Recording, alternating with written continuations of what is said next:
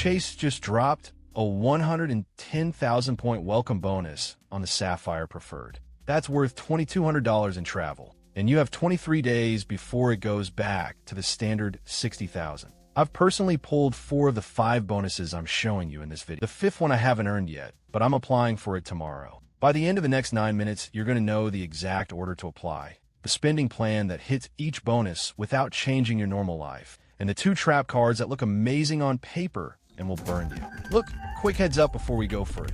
These are affiliate links in the description.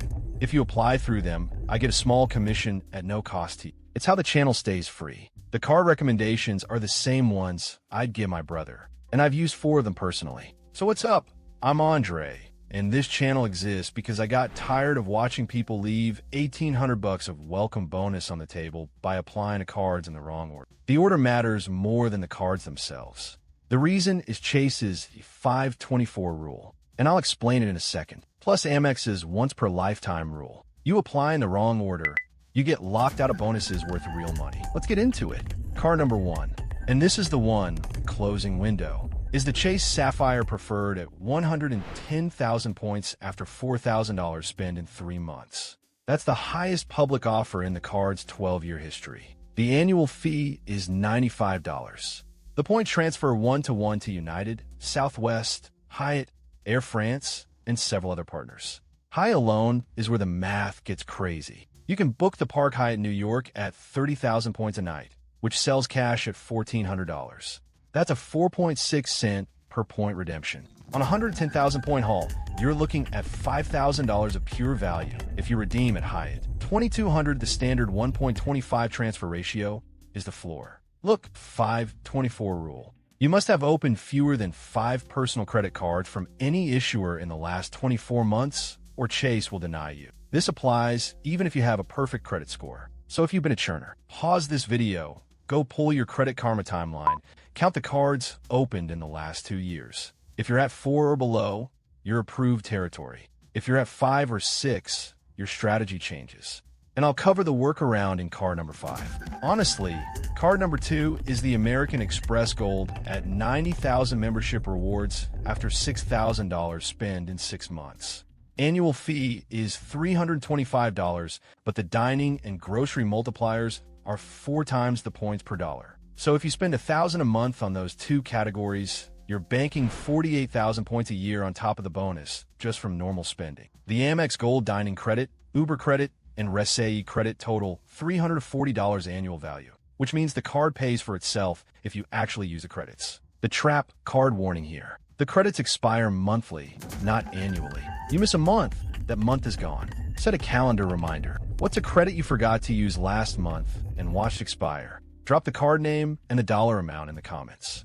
Don't lie to yourself. I want the honest one. I'll pick the saddest 5 and reply. Okay, so card number 3 is the Capital One Venture X at 75,000 miles after $4,000 spent in 3 months. The annual fee is $395. But here's the catch that flips it from expensive to actually a positive. You get a $300 travel credit through Capital One's portal each year, plus a 10,000-mile anniversary bonus worth $100.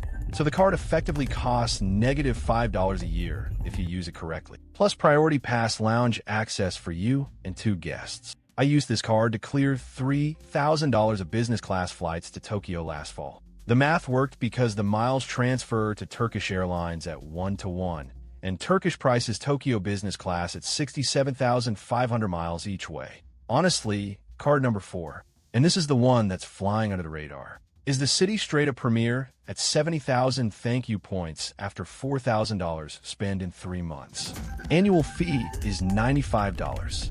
The reason nobody talks about it, City's transfer partner list isn't as famous as Chase or Amex.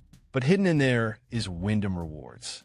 And Wyndham has the thousa partnership, which means you can book entire vacation homes on Cape Cod, Tahoe, the Smoky Mountains at 15,000 points a night for 2-bedroom. Cash equivalent is around $500 a night.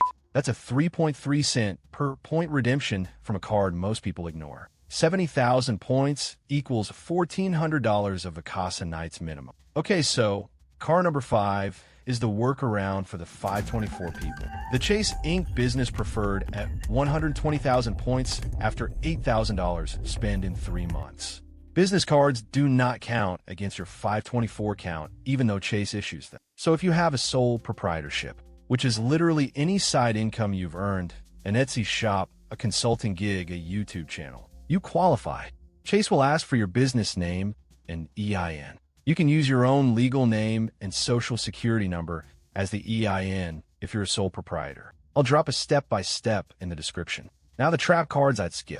The Capital One Saver at the current 25,000 point offer. The value per point is lower and the bonus categories overlap with the Amex Gold. You'd be better stacking the gold.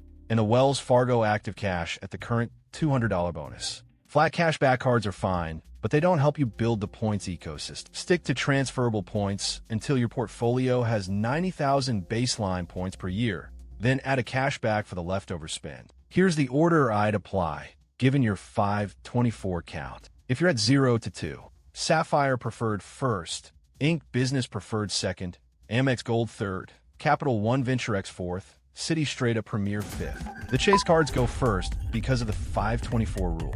Once you accumulate cards from other issuers, you can still get approved by Capital One and Citi, even at 6 or 7. Reverse this order and you'll get denied by Chase.